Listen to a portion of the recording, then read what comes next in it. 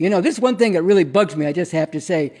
The people of the state of California against so-and-so. As a prosecutor, when I had a case, I charged it not in the name of the victim, but in the name of the people. I stood proudly before a judge, and I said 5 words: Kamala Harris for the people. Fuck you. It's not the people. It's the fucking state, okay? It's the state apparatus. It's not the people. The people don't even know what the hell's going on in this trial. And they're not the ones exercising state power and prosecuting so-and-so. So let's just get that clear. That's right. Fuck you, Kamala Harris. You're not serving the people. You are serving the system of capitalism imperialism that is ruling over the people. And we'll have more to say about that in just a minute. But first, I want to welcome all of you tuning in to the RNL Revolution Nothing Less show. This is our 211th episode. Today is August 29th, 2024. My name is Sunsara Taylor, and I'm joined today by Annie Day. Very glad to be here. We are going to do in today's show what you just heard Bob Avakian doing in that clip. Cutting through some of the bullshit of the ways that people are caught up in and desperately allowing themselves to be deluded by the Democratic Party, a party of war crimes and crimes against humanity. And we're going to do this for the same reason that Bob Avakian, the revolutionary leader, does, because we recognize that this system of capitalism and imperialism cannot be reformed. It is the source of all the needless suffering here and all over the world, and it needs to be overthrown through an actual revolution. And we recognize, learning from Bob Avakian, that we are in a rare time where the revolution that we need is more possible. And we are inviting you to be part of this, to step into this, and to join the forces that are serious about bringing into being a whole new world. It is simply a fact that no one else in this country besides Bob Avakian and the Revcoms he leads, no other political force, no other leader, is even talking about making a real revolution. Why is this revolution necessary? What's the strategy for this revolution? How do we take it up and carry it out? What is the future that we're fighting for? What difference will it make for you to get involved in this? Bob Avakian is breaking all of this down, along with so much more, every week in his social media feed, at Bob Avakian Official. Bob Avakian is a leader like we have never had before in this country, and like no one else in the world today. He is the architect of a whole new framework for human emancipation, what we call the new communism. He's developed a strategy for revolution. He's developed a vision and a concrete blueprint, written a constitution for the new society and system that this revolution will bring into being, a new society that is uprooting all the oppression and exploitation that just stalks the people of the planet today. And Bob Avakian is actively leading to make this revolution real in this time. This is why we follow him, and why if you want to get humanity free, you need to follow him as well. And we're going to be hearing directly from Bob Avakian later in today's show. We're also going to be talking about a campaign to get Bob Avakian's social media out through all of society, changing the terms and waking people up. We're also going to hear an interview that Alan Goodman, a correspondent with Revcom.us, Revolution newspaper, did with Shai, Parnes, a spokesperson from the Israeli human rights organization B'Tselem, on a devastating report that they did on the torture, the systematic torture of Palestinians in Israeli prisons, called Welcome to Hell. This is an especially important interview to be playing now. As we're recording today's show, Israel has begun a military invasion of the West Bank. They're tearing up roads, they're surrounding hospitals, they're attacking children's summer camps. This is a very dangerous situation. It's one that everybody needs to not just pay attention to, but to stand up and demand it stop. Yeah, this is an extremely horrific development, and we have to be watching it, and people do need to stand up against it. Now, to get us started in today's show, I have a few more words to say about Kamala Harris for the people. Every day in the courtroom, I stood proudly before a judge, and I said 5 words: Kamala Harris for the people.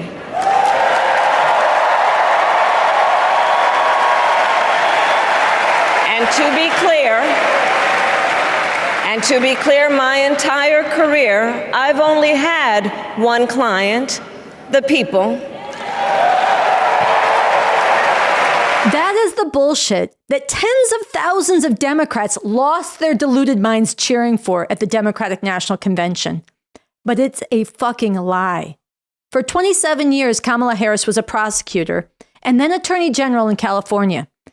Harris's client during that time was not the people. Her client was the system that rules over the people.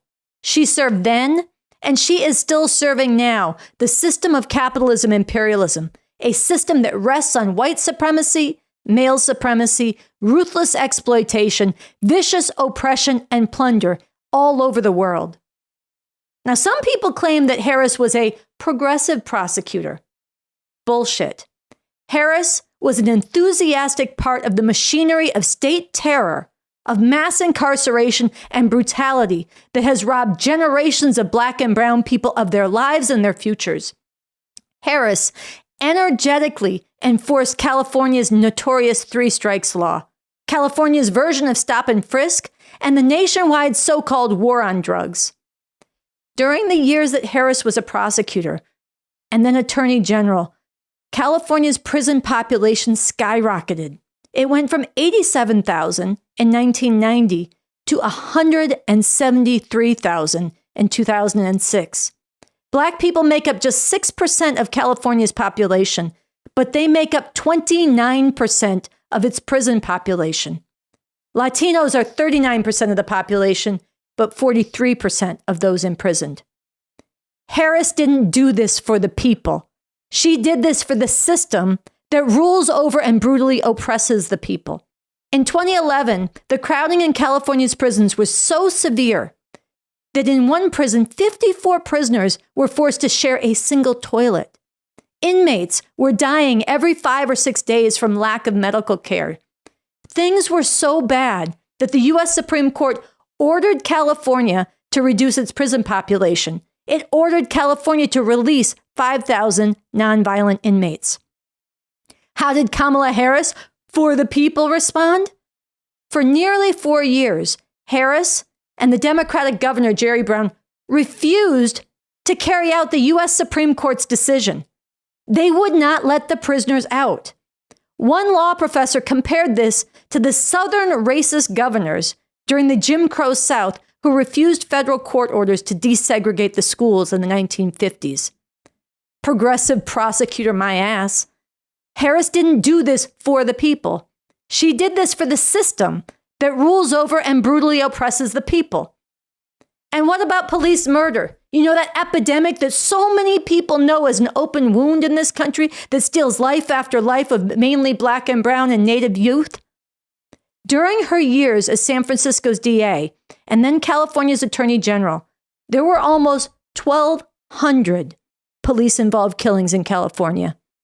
Out of all of those 1,200 killings, only 2 times were charges brought against police. Harris even refused to support a 2015 bill that would have required the state's attorney general to appoint a special prosecutor to investigate police use of deadly force. She made a point of saying it wasn't her job to investigate police killings. Think about that. I mean, what the fuck is a job of a prosecutor if not to prosecute crimes? Except apparently for the crimes that she and the system she serves clearly doesn't give a rat's ass about, like police murder after murder after murder, more than 1,200 times. Harris didn't do this shit for the people. She did this for the system that rules over the people. And then there's her claim that As a young courtroom prosecutor in Oakland, California, I stood up for women and children. Again, bullshit. Harris wouldn't prosecute murdering police, but she did aggressively prosecute parents who were often impoverished just because their kids were late for school or missed class altogether. She took glee in this. Kamala Harris needs to keep the words "for the people" out of her mouth. Harris didn't do any of this for the people. She did this for the system that rules over and brutally oppresses and terrorizes the people. And now she is running for the highest office in the land. And if you support her, this is what you are signing up for and reinforcing. Bob Avakian cuts to the heart of this in his social media dispatch, Revolution 71. Kamala Harris is not part of any real solution. She is a big part of the problem. And what is the problem? It's this system of capitalism, imperialism, which Harris serves, which all these politicians have to serve if they want to get in office and stay in office, especially any high office like president. It's this system that is the fundamental cause of all the hell that people are put through, not just in this country, but all over the world. It's this system that needs to be swept away, overthrown through an actual revolution, and replaced by a much better system.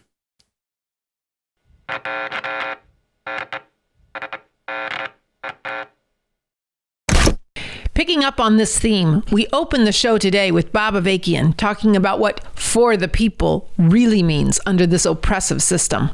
And we want to play the fuller segment of the interviews where that's drawn from.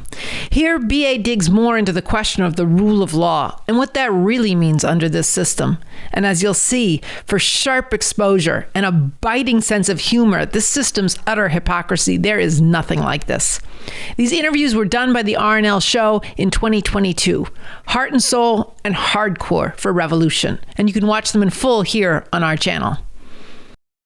You know, when you were describing these institutional means, you're talking about the importance of, even under the in the new society, the importance of law, the rule of law in that society, that socialist republic in North America. And you've also done a lot of writing and thinking about the importance of the rule of law under this system, including how oppressive the law is and racist at its core, and all this stuff that the masses of people, particularly the people on the bottom of society who catch the hardest hell, just experience as a tremendous detrimental force. And one provocative statement that you've made that is really sharply posed in society today is, you write that there is or should be no such thing as victims' rights, particularly as applied to criminal proceedings. And this ties together a couple of themes that have happened, including the woke stuff itself, is in some ways interpenetrating with this victims' rights movement. And so I just think it'd be important in terms of speaking to the, we want to move, as we're moving towards a conclusion to these interviews, I'm going to be talking more about the basic people in society, at the bottom of society, that I wanted to bring this out in terms of, have you speak to this question of, there should be no such thing as victims' rights, and related to the question of how important it is that there is the rule of law. Yeah, well, let's just get right to the core of it. In simple, basic terms, victims' rights is a tool of the state of prosecution, in going after people that it's prosecuting. It's, it's another, weapon in the arsenal of the prosecution. That's the whole reason why they have victims' rights. Now, to understand that, you have to understand, what is the purpose of law? Why do we have laws? It is the basic purpose is to have a societal basis, a basis in the society as a whole, to adjudicate, that is, to resolve conflicts among the people. And, and if you go back in early history, the reason laws and the state arose and so on was that a lot of stuff in early society was carried out by just individual acts of revenge. You stole from me, so I steal from you, or, you raped my daughter, so I'm going to, kill you, etc. And this is, that just leads to chaos in society. So as societies evolved and as the state evolved and arose, then laws were a means of resolving conflicts in society through the institutions, yes, the ruling and governing institutions of society, rather than through individual conflict. That's the point of the law. So if you think about that, when someone is charged with a crime, maybe they robbed somebody, the whole point is you don't have a duel between, let's have a duel between the person who was robbed and the person who robbed them, and the person who was robbed gets the first shot. That's not the way society resolves robbery. What happens? The state comes in the name of the people. This is one thing that really bugs me, I just have to say. The people of the state of California against so-and-so. Fuck you. It's not the people. It's the fucking state, okay? It's the state apparatus. It's not the people. The people don't even know what the hell's going on in this trial. And they're not the ones exercising state power and prosecuting so-and-so. So let's just get that clear. Okay, but what is happening here? The state as an institution is stepping in to this conflict, removing it from the personal realm between the person who was robbed and the person who allegedly did the robbery. We have to say allegedly because we don't know if they're guilty or not, and there's supposed to be a presumption of innocence, which is a joke, and I can tell a joke about that in a minute from real life. But they step in and they say, let's take this out of the realm of personal conflict and personal vendetta, personal revenge, and let's have it be decided on an institutional basis for the society as a whole. And that's where, that's why you have trials, and that's where the rule of law comes in. The laws aren't written to describe this dispute between these two people. They're written to describe things in general. And then those general principles of the law are applied to the particular cases. And then the prosecution comes in and makes its case, presents its evidence, and defense counters that and presents its evidence, and so on. Well, okay, if you're going to take it out of the realm of personal conflicts, what the hell does victims' rights have to do with it? Mm-hmm. See, that's reintroducing the personal into what should be not a personal thing.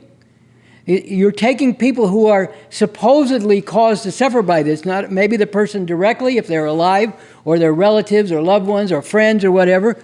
What have they got to do with this official institutionalized process? Nothing. They should have nothing to do with it.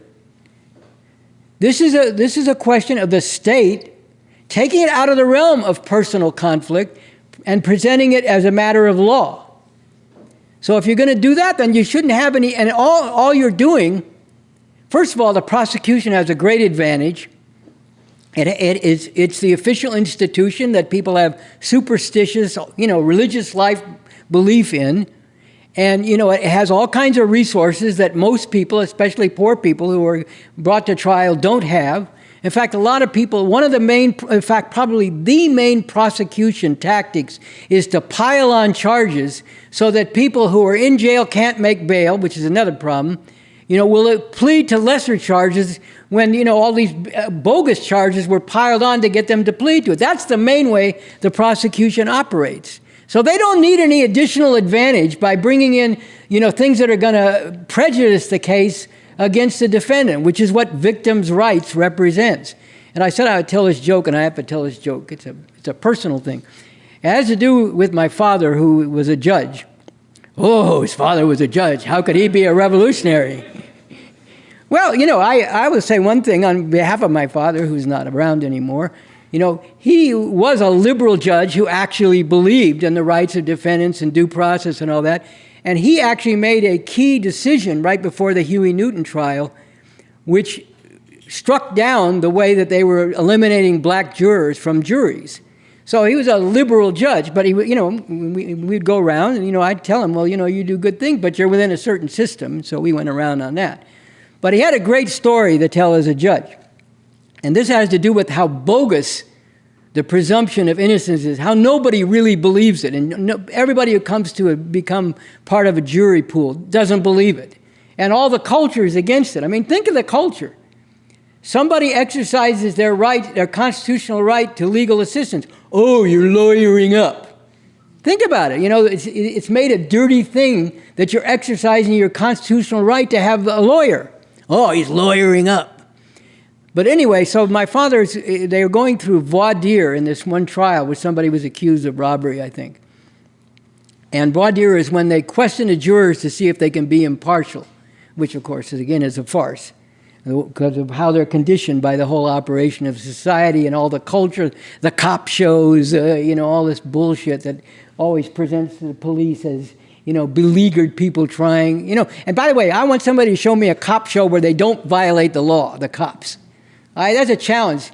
Oh, sooner or later you watch a cop show, they're going to violate the Constitution and violate people's rights in the name of something greater, stopping this terrible criminal.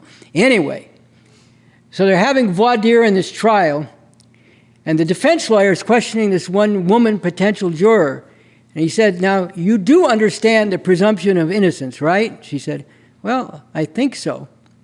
He said, well, you understand it means that if my client, if you can't find that he's guilty beyond a reasonable doubt, then you have to let him go. You have to find him not guilty. She said, yeah, I think I understand it. So you understand that if the prosecution doesn't make his case beyond a reasonable doubt, then you just have to let him get up and walk right out of this courtroom. And she said, yeah, but what if he does it again? And this speaks, my father used to love to tell that story because it shows what defense attorneys, which he used to be, are up against, and how the presumption of innocence is a non-operative joke. So, already the defendants, can't make bail, charges piled on and so on. They're already going in at a disadvantage. And then on top of it, you bring in these people to prejudice things further by, talking about victims' rights. That should have no place in a legal system.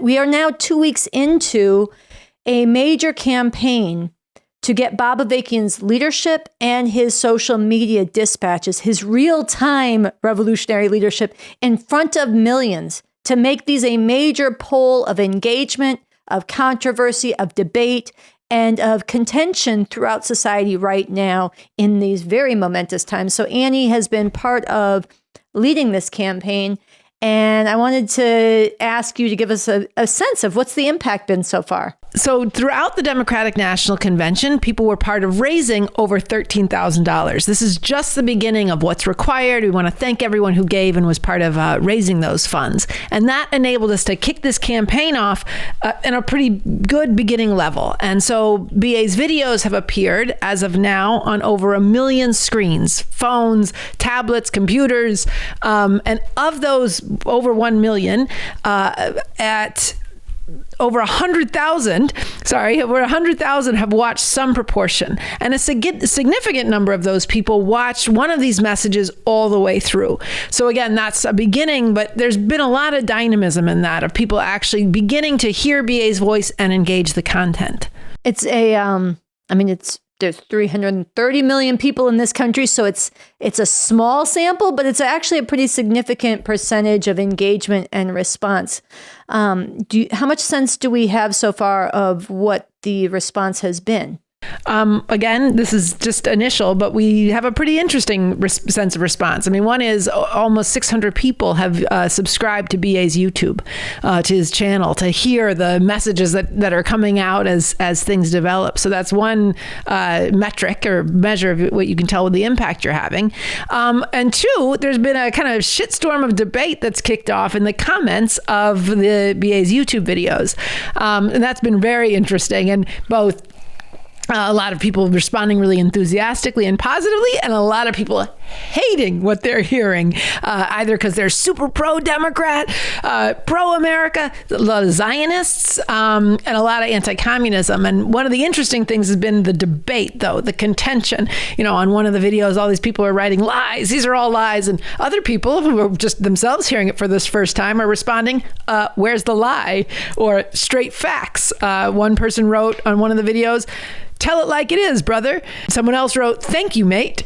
Another response, and this is then you're tapping into kind of more deep agonizing. One person wrote, "You are absolutely right, but how do we change it? How do we get the mass of sheeple to see this? Someone else responded in another video, read his work, people. This is a call to action, not an education. And then, in response to another video on actually revolution number 2 on when was America ever great? Never. Someone responded, I am so in love with you right now. I'm going to let my family hear this. And I think you see in this, in a really beginning, again, a really small kind of microcosm way, you see what it can start to change if BA's voice is reaching millions of people, shaking things up, puncturing the lies and the frameworks of this system.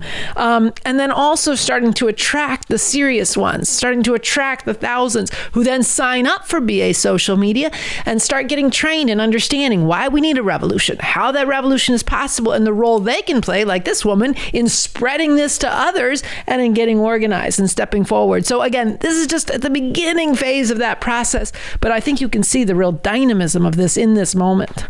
One of the things that is so important to understand is that Bob Avakian in these dispatches at Bob Avakian Official is not just cutting through the bullshit like no one else. He's not just bringing alive the need for revolution on a level that no one else is doing. He's not just agitating about the crimes of this system and lifting our sights to what's possible with a revolution and breaking down the strategy. He's doing all of that, but he's actually also applying the strategy in real time. And every day, the rulers, different forces in society, different so-called leaders are putting their take on what people should be doing, how they should be acting. They're influencing the terrain. They're moving. And Bob Avakian is moving in relation to that. He's puncturing back. He's repolarizing. And he's showing people how we need to be understanding the world and what we need to be acting on in real time. In this time, when we are in a time that is unprecedented, where the norms of society are being ripped apart, where we're heading into an election season, where the rulers are at each other's throats in a way they haven't been since before the Civil War, when things are not going to stay as they were. Big changes are coming. This is real-time leadership to repolarize and train people to make a revolution in this time. And it just underscores the significance of, yes, the embryonic but important beginnings and the importance of scaling this up in a very accelerated way. So yeah, that's right. And that same strategic approach is what people should be applying on the ground. People should go to revcom.us and read Revolution, Building Up the Basis, to go for the whole thing with a real chance to win and be work to applying that strategy wherever you are. Just a couple examples then as part of this campaign of some of the dynamism of the forces on the ground. The Revcom Corps for the Emancipation of Humanity in the Bay Area, in relationship to the DNC, did a very dynamic, creative, and in-your-face action. Let's watch the video. We're out here bringing out truth from Bob Avakian that Kamala Harris is a mass incarcerator and a mass murderer. Kamala Harris is and can only be a representative of a capitalist system. We need a real revolution, and Bob Avakian is a leader for that revolution. You don't know who he is, you need to find out about him at Bob Avakian Official. The problem is a capitalist imperialist system that's destroying the environment, bringing us closer to nuclear war.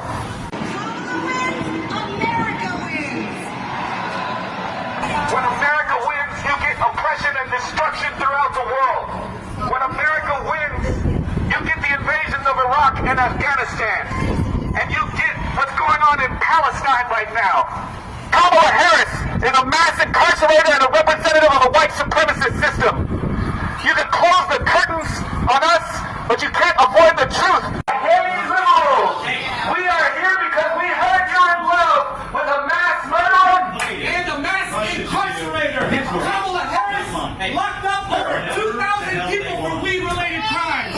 Right now, the DNC is a genocide convention, not the Democratic convention. You need to let go. Quit getting played by the bourgeois electoral bullshit. Get with the real revolution. Fight the fascists and fight the Democrats. So this is the kind of thing that I think people everywhere should, be inspired by and learn from. And in that action, they were distributing BA social media messages. They were playing the audio. They've been postering up all over those areas, different signage. Actually, one of the comments we got on YouTube was someone saying, I saw one of your ads in San Francisco and I just came on here to say, fuck you and communism is terrible. To which the Revcom Corps in the Bay Area said, thank you very much. Contribute to help spread those posters everywhere throughout society to trigger the anti-communist liberals. To attract the ones who are serious about actually changing the world, not falling in love with mass murderers. Exactly. So this is the kind of on the ground dynamism that needs to kick off that then can interpenetrate with and magnify what we're doing online, the contending on the internet, the contending on the ground to impact all of society in a really compressed time period. And I know in Chicago, they are putting up the title of social media message from Bob Avakian number 73, Black people hating on immigrants. Nonsense and worse from people who should know better. And they're calling a discussion, a debate around this in their center on the south side of Chicago. The posters around the neighborhood and the announcements online have already kicked up a shitstorm of controversy in a very good way. This is going to be really important. These kinds of things that are interacting with the online and on the ground to spread Bob Avakian's voice and the leadership he's providing. Yeah. And if people want to join the debate, go to the YouTube of number 73 and get in the comments on that as well. So going forward, what can people do? So the next few days is Labor Day. And by Monday night, we're aiming to raise $4,000 to kind of continue to advertise with the series of social media messages from Bob Avakian coming off the Democratic National Convention, where he's ripping into all the lies and the American chauvinism that people were piled on with and were being caught up in. So contribute to that. And with this, we put the goal smaller so that people would go out and spread and ask new people, be part of, canvassing, shaking the can on the street, but also going to people you know and don't know and asking them to give to something that could really make all the difference in this time. And then the second big thing we want to do all together is by Monday night, be one of 100 people who shares Bob Avakian's social media on your Instagram or Facebook and tag at Bob Avakian Official. And we're going to tally the amounts as we go. And so stay tuned to revcom.us and at the Revcoms, and you'll see how we're doing in spreading this and amplifying it. And the final thing is next week, right after the Revolution Nothing Less show on next Thursday night, Annie and somebody else from the team leading the campaign is going to do a live YouTube talkback right after our show on this channel for everybody who's interested in this campaign, learning more about it, who's been part of it, who wants to get involved in it, who has ideas or questions about it, to talk together and to strengthen the online community going out to fight for this together. And so tune in. You can ask us anything, raise your questions, the obstacles you're encountering. And there's a lot more that people can do than we're able to get into on this show. So go to revcom.us, sign up, write to us at getorganizedforrevolutiontour@gmail.com. And all across the country, we have to change the face of everything. And Bob Avakian's voice is the key way to do that.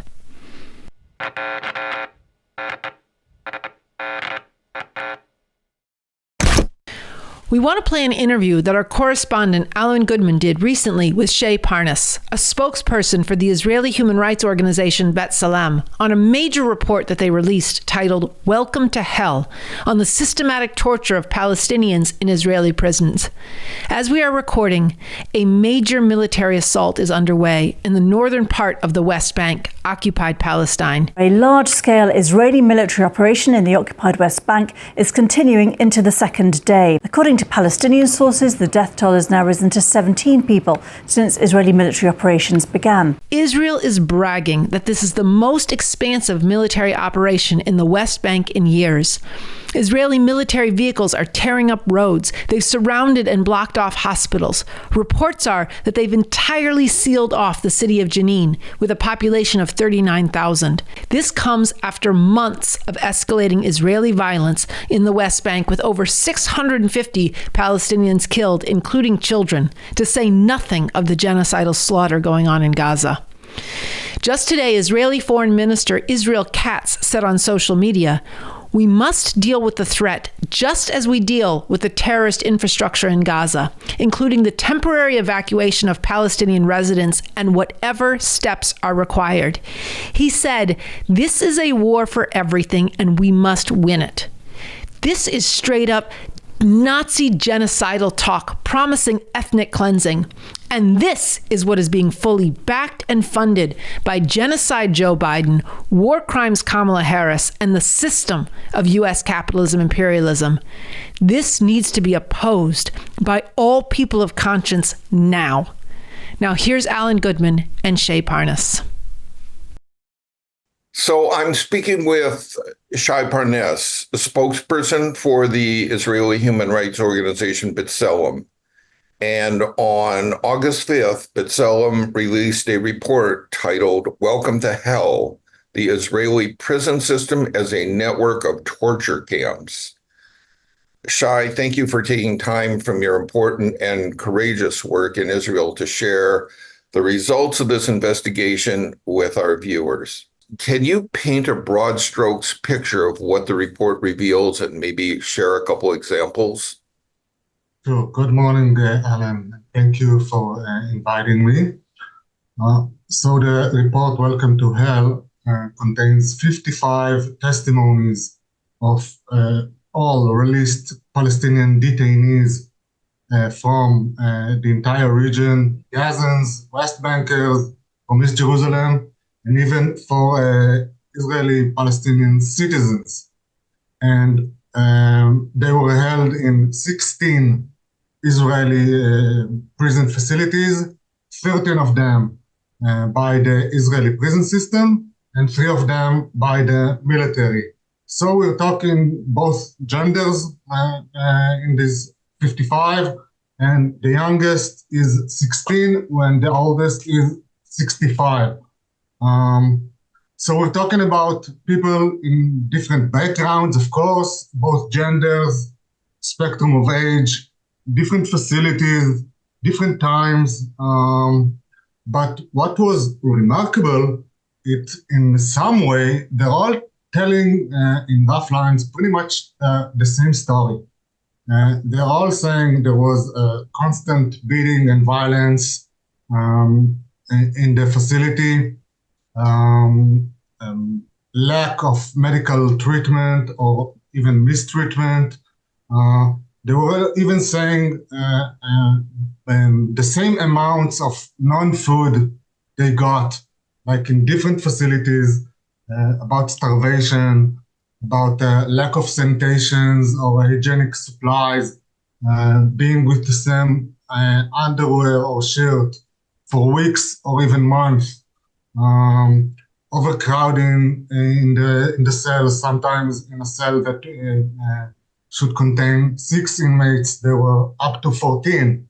And that's pretty much in the entire testimonies. In some of them, there are even harsher torture, all the way to sexual assault, in the entire spectrum of sexual assault, all the way to rape and inserting objects into people's body parts.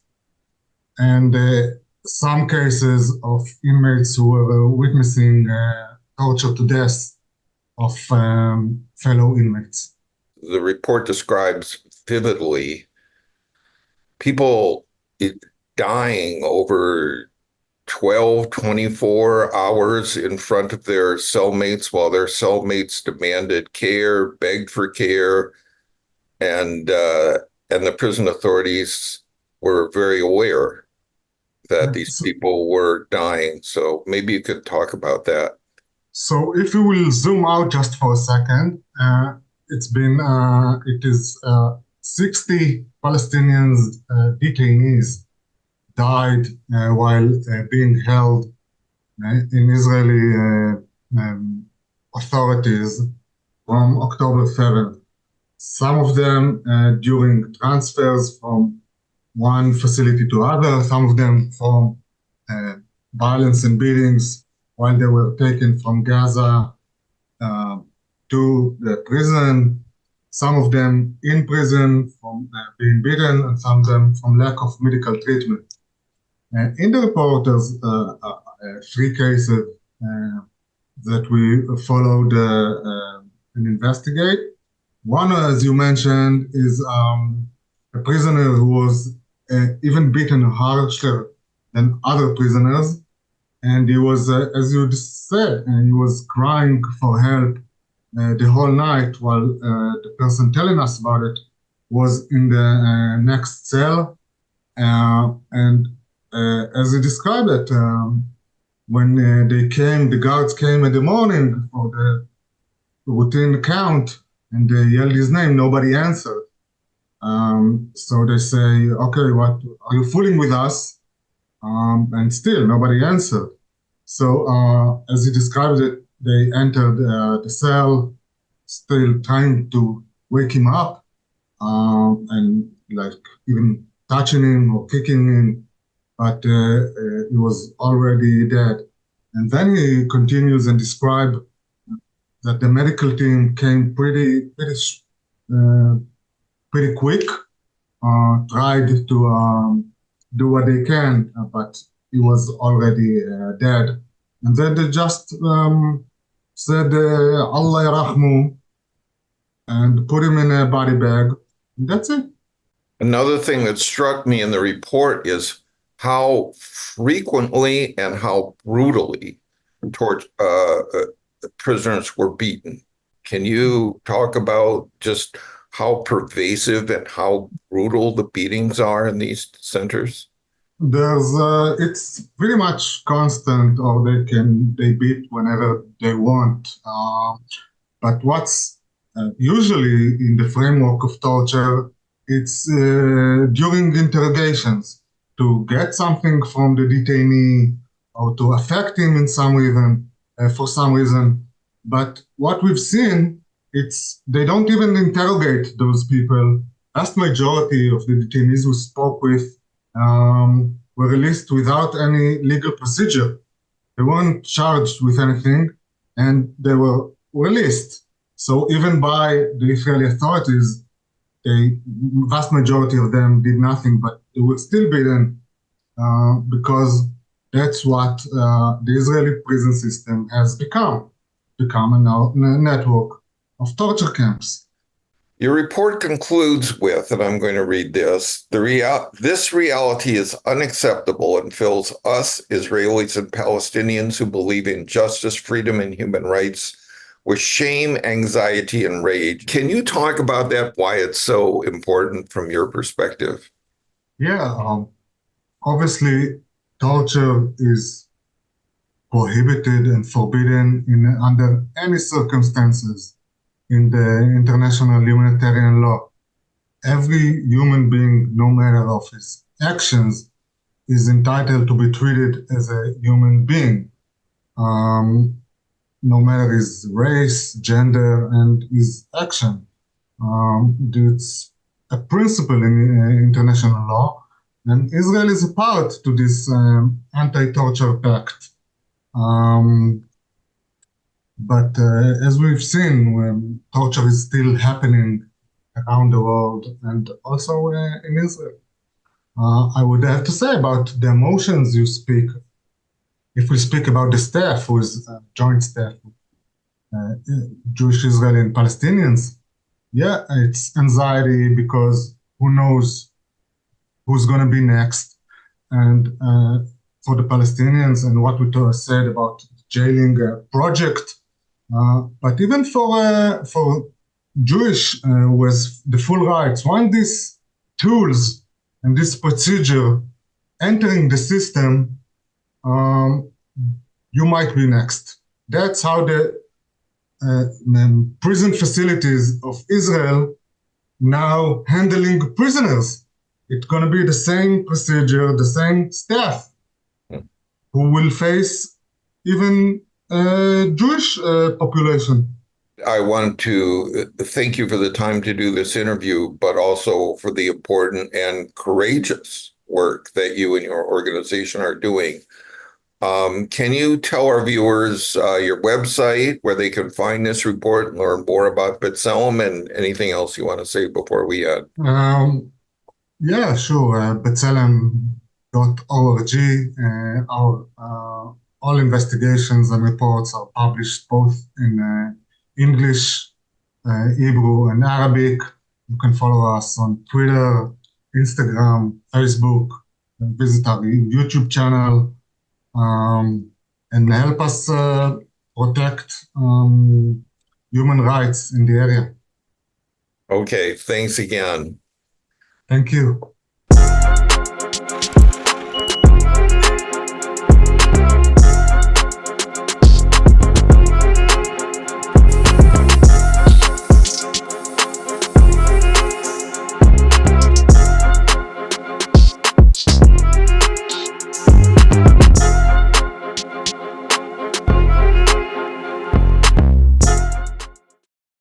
So with that brings us to the end of today's episode. We want to thank the crew of the RNL Revolution Nothing Less show. Like, subscribe, comment below, become a Patreon of this show at patreon.com/the Revcoms, and tune in next week.